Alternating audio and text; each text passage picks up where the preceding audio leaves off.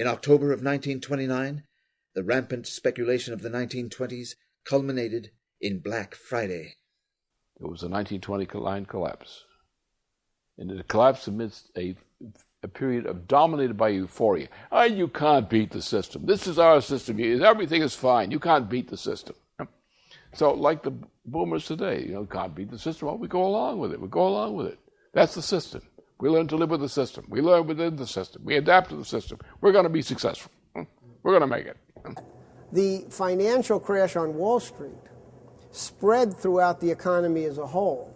And so you had not only massive unemployment through the collapse of the entire industrial and agricultural base of the economy, but you really were headed into the direction of real social despair bordering on social chaos. Well, the shock was great. But then 1930, 31, 32, 33, it was a horrible nightmare for them. People, you'd see them, the crowds waiting on the soup kitchens to eat breakfast in Manhattan, lined up, dressed of people who had been considered themselves well-to-do in the previous time. Now they are with their top hats, their suits, and so forth. They're out there in the street, practically begging for a meal. Look, this was a very dangerous period.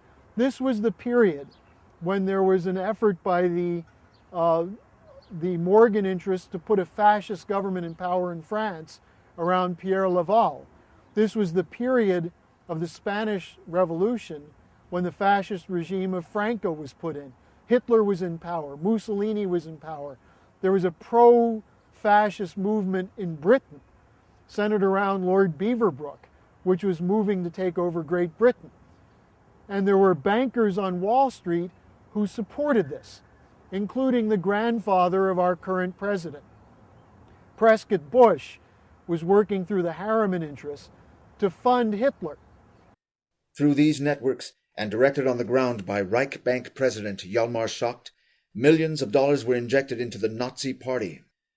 By January, German President Hindenburg was pressured to put Hitler in as the Chancellor, and by February 27, 1933, the Reichstag building was set on fire by a Nazi Party member.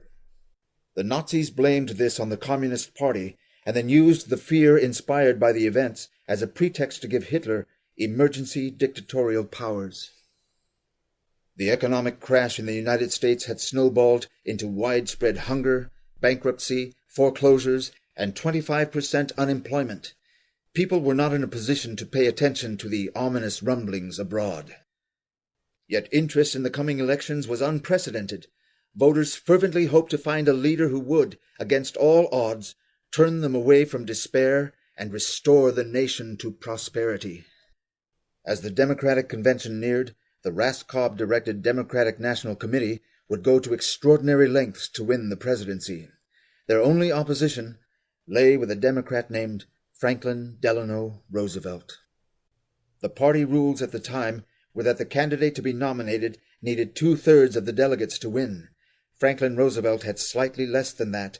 Only a few states needed to join to his side, and he could win. The method that was plotted against him by the DNC was to keep the votes separate through as many ballots as possible until the delegates would break form and the convention might end up in a deadlock where the party would elect a compromise candidate of the DNC's choosing.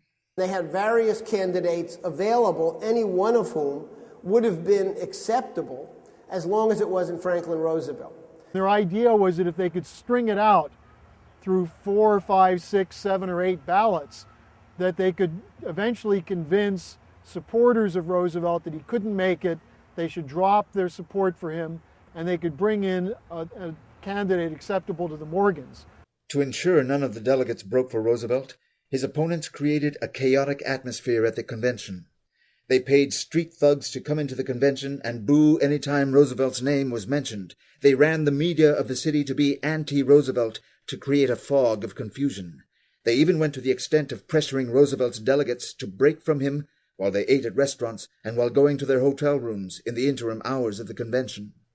Indeed, Roosevelt did not get enough on the first ballot, the second, or the third. In each vote he made only small gains. Campaign manager Howe and Roosevelt both knew that if at any point he lost votes, he would be out. The fourth vote comes up, and Roosevelt's in direct communication with Howe and Farley, and basically their idea is they've got to get it on this roll call. A mysterious telegram began to circulate at this point of the convention, a telegram intended to disorganize the Roosevelt delegates. The way out of danger of a deadlock is not only open, but it is attractive. For all through these various delegations, there is an astonishingly strong, though quiet conviction that the party can unite on a man who is stronger than any of the leading contenders. That man is Newton Baker of Ohio. Roosevelt responded to this effort to demoralize his supporters by sending his own telegram from Hyde Park, New York. I am in this fight to stay. This is a battle for principle. A clear majority of the convention understands that it is being waged to keep our party as a whole from dictation by a small group representing the interests in the nation which have no place in our party. My friends will not be misled by organized propaganda, by telegraphs now being sent to delegates. Stick to your guns. It is clear that the nation must not and shall not be overridden. Now is the time to make clear that we intend to stand fast and win.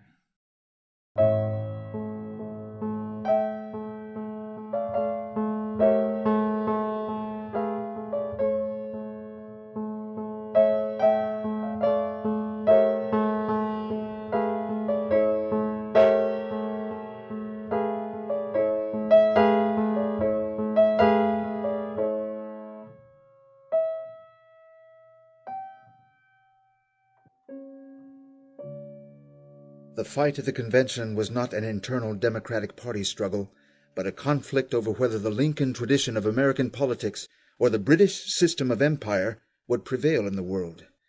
Franklin Roosevelt knew this to be the issue of the convention. He knew this not as a recent discovery, but something which was fundamental to his thinking throughout his life. In Roosevelt's case, it was a very explicit sense of history. Now, the earliest I can identify it is this paper that he writes on Hamilton, I think when he's about in his late teens or something like that. It's clear that he does have a sense, like Lincoln, of being a continuation of the American Revolution, that his sense of identity is in the American Revolution. Now, I think it's very interesting, even though this is a very short paper, and obviously it's not a big scholarly exercise, it's more his own sense of who Hamilton was.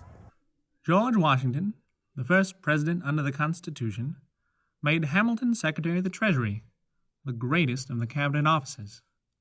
As Hamilton had stabilized the problems of state, so now he ordered the finances of the country, and it was his impetus that removed for all time the risk of disintegration of the states. None appreciated this solidarity more than Aaron Burr, who, defeated for the presidency in his race against Jefferson in 1800, largely through the efforts of Hamilton, saw in this greater financial security the banishment of his dream of establishing a Northern Confederacy. Roosevelt was aware, even in his description of Hamilton, that it was an American system, as he later refers to it, versus the British. Roosevelt's great-great-grandfather was a close collaborator of Alexander Hamilton in the creation of the Bank of New York, of some of the strategy around the establishment of the First National Bank. Isaac Roosevelt was a great American patriot of that period. And his portrait hung in the dining room of the Roosevelt family home up in Hyde Park, New York. So I think he had a very personal connection to the founding fathers, to, in particular, Hamilton, maybe because of his grandfather's ties to this. And it gives you a sense how somebody lives. Hamilton lived in Roosevelt.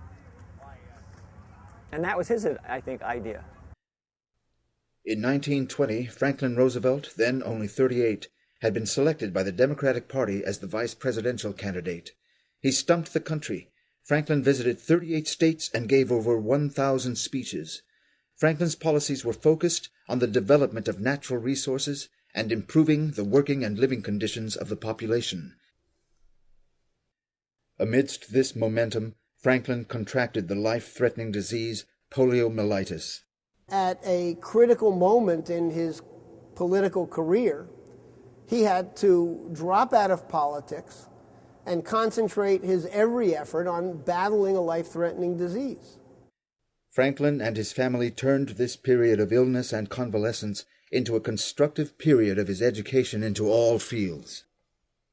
There are times when I think that Franklin may never have been president if he had not been stricken. You see, he had 1,000 interests. You couldn't pin him down. Then suddenly there he was, flat on his back, with nothing to do but think. He began to read, he began to think, he talked, he gathered people around him. His thoughts expanded, his horizon widened.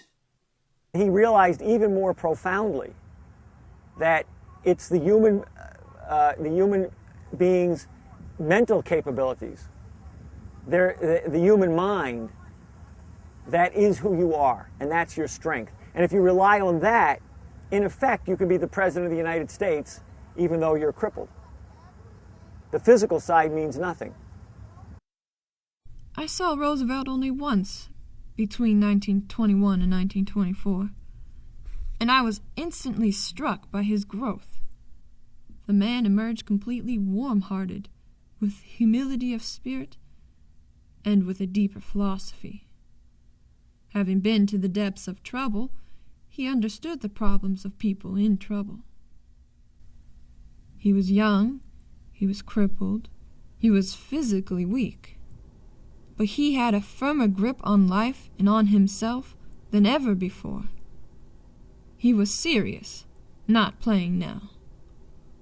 Politics had become important to him as a means to a good life. Although not yet fully recovered from polio, these conditions led Franklin to run for governor of New York and to address the 1928 Democratic Convention. Our people must not acquiesce in the easy thought of being mere passengers, so long as the drivers and mechanics do not disturb our comfort. We must be concerned over our destination, not merely satisfied that the passing scenery is pleasant to the eye. We must be interested in whether that national destination be heaven or hell, and not content that the man at the wheel has assured us that we shall find a full bank account and a soft bed. We do not want to change these United States of America into the United States Incorporated with a limited and self-perpetuating board of directors and no voting power in the common stockholders.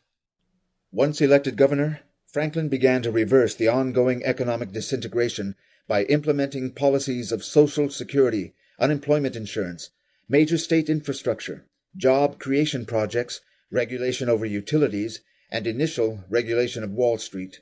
This prescription set a precedent for policy standards later and drew many protests against him from the Hoover administration. I think it is time for us Democrats to claim Lincoln as one of our own. The Republican Party has certainly repudiated, first and last, everything that he stood for.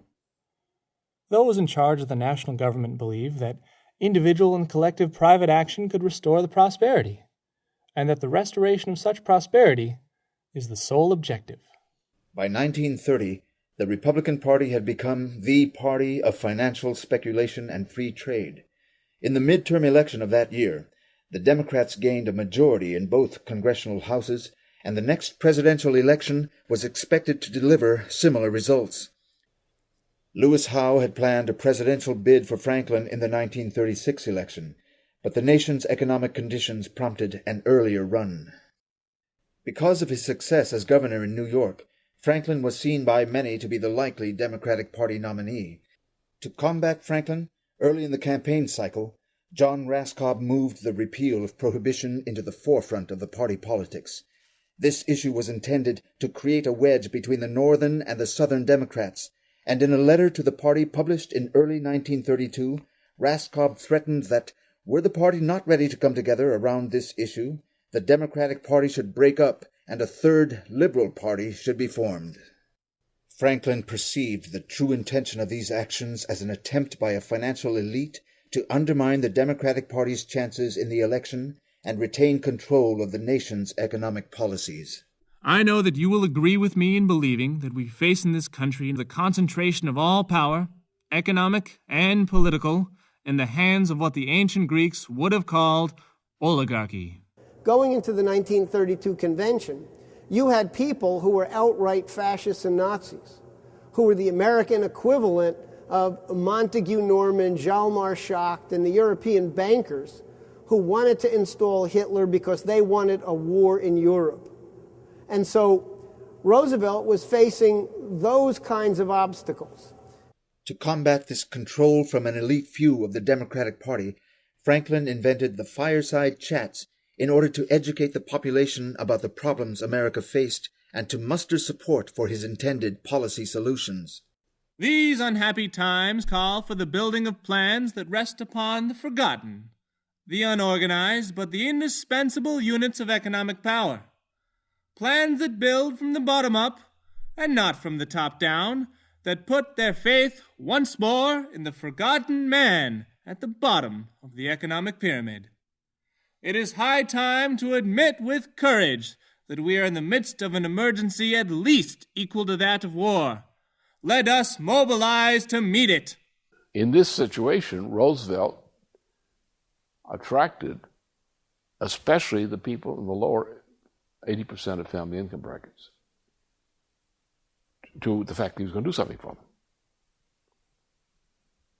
And we had a deeper cultural level in the United States, which is not British.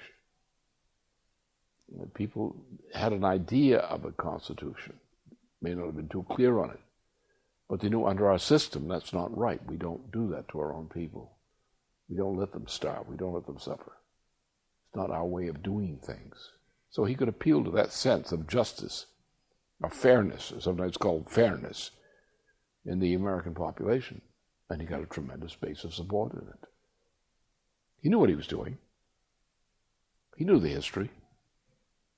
He'd laid the basis for what he did in his governorship in New York. He knew exactly what he was doing. He knew what he was up against. He knew who the enemy was. And he knew that we were not safe unless we got rid of the British system. This was the Franklin Roosevelt after earning a majority of the popular support during the primaries that came into the Democratic Party convention of 1932. A nomination of Roosevelt would mean the revival of Lincoln's legacy. A victory of anyone else would ensure an end of the United States. Roosevelt came into the convention as the clear favorite of the American people, yet the party apparatus was dead set against Roosevelt getting the nomination. Amidst the chaos of the convention, the Roosevelt apparatus persisted. Cracks started to develop among the different constituencies, and ultimately an American response came from the participants of the convention. Enough people realized that Roosevelt was the only alternative to the Wall Street Party, and that he was the only one committed and prepared to govern in the interests of the United States.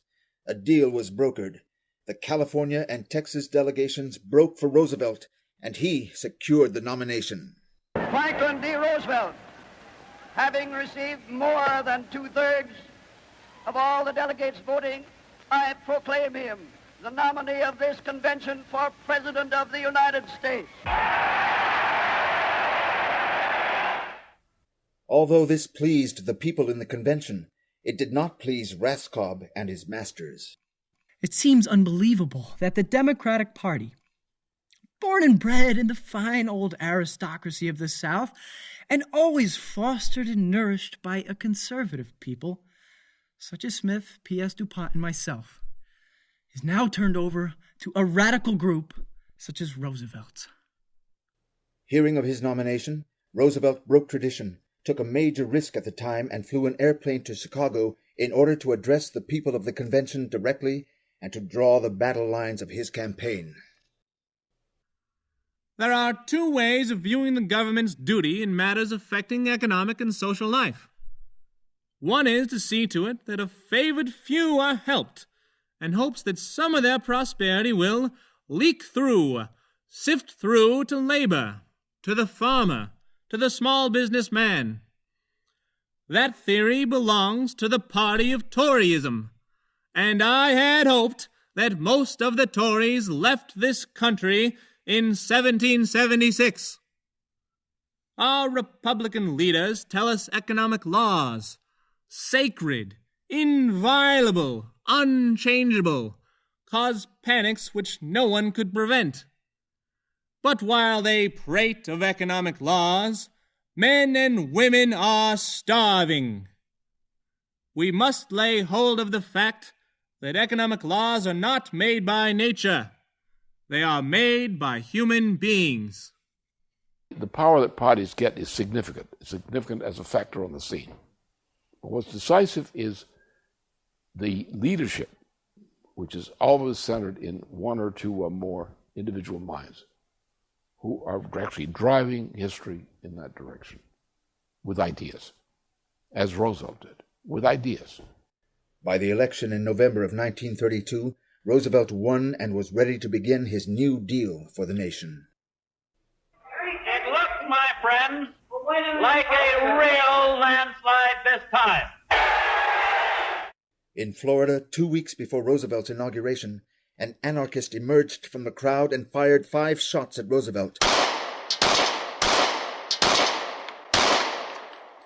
The bullets intended for Roosevelt did not hit their mark, but undoubtedly Roosevelt knew, much like President-elect Lincoln before him knew, who his enemies were. On March 4th, 1933, Franklin Roosevelt was inaugurated as the 31st President of the United States. This great nation will endure as it has endured, will revive and will prosper. So first of all, let me assert my firm belief that the only thing we have to fear is fear itself. Nameless, unreasoning, unjustified terror, which paralyzes needed efforts to convert retreat into advance. Yes, the money changers have fled from their high seats in the temple of our civilization. We may now restore that temple to the ancient truths. So between Lincoln and Roosevelt, we didn't have an American president who was able to fundamentally transform the United States with this idea of the American system. Roosevelt understood this. He understood it from his studies of Hamilton. I'm sure he also understood Lincoln's policy very clearly, because so much of what he did was an echo of Lincoln. Within hours of his first day in office, Roosevelt began a comprehensive reorganization of the nation's economy. Illustrative is the case of Chief Aide Harry Hopkins, who, armed with only a card table, a pot of coffee, and a telephone, hired 11 million Americans and spent $20 million in the first 3 hours of the administration. With the Civilian Conservation Corps, Rural Electrification Administration, the Four Corners Projects, and others, Roosevelt launched the largest peacetime mobilization of manpower and materials the world had ever seen. As an incredible example, the Tennessee Valley Authority transformed one of the most backward areas of the nation into an industrial powerhouse. This was the plan: to chain the river through a series of giant dams, checking the flood, to open it to navigation from its mouth to its headwaters.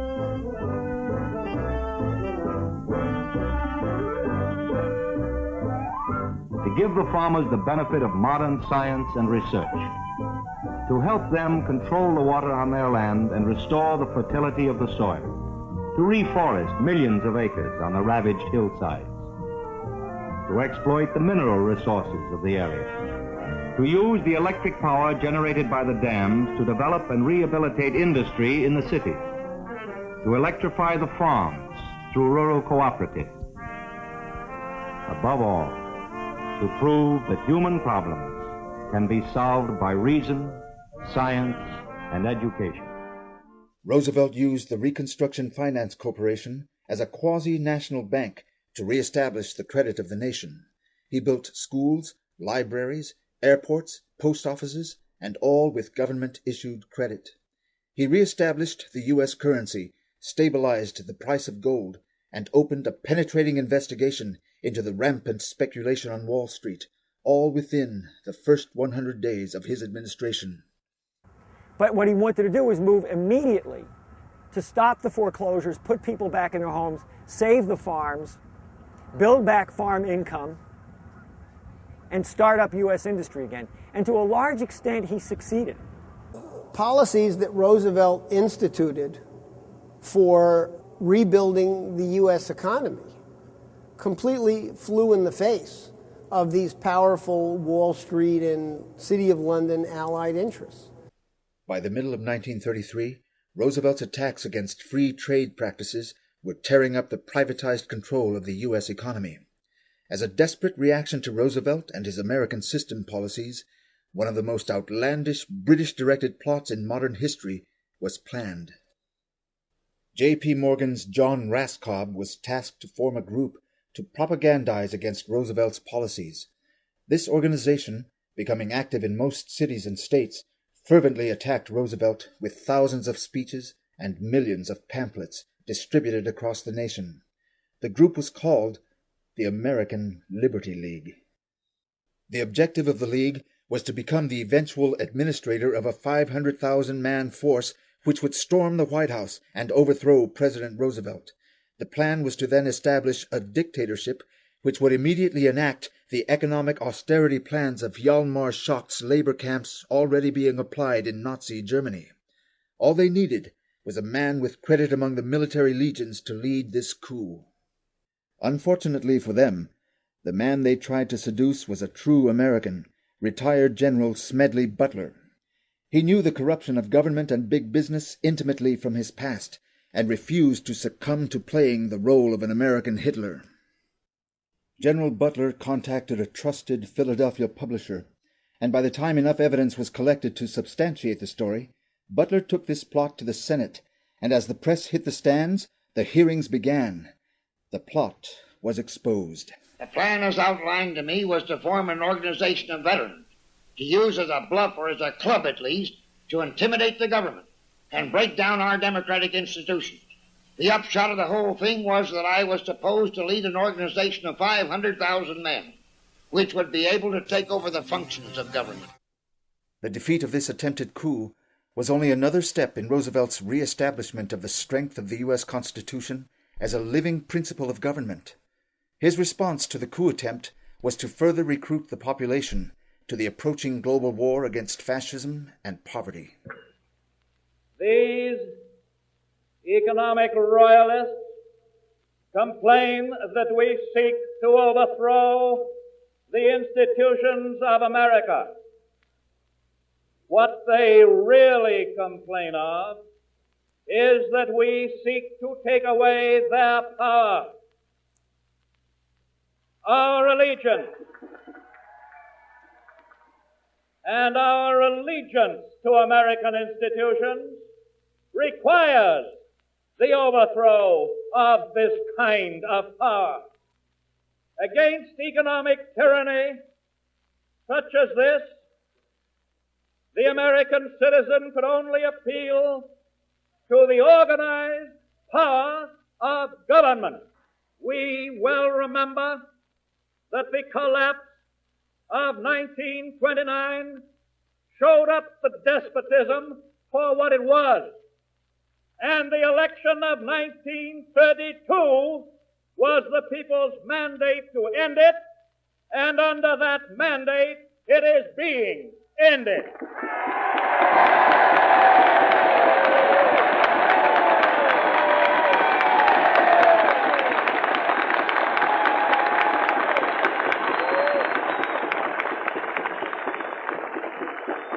It is not alone a war against want and destitution and economic demoralization.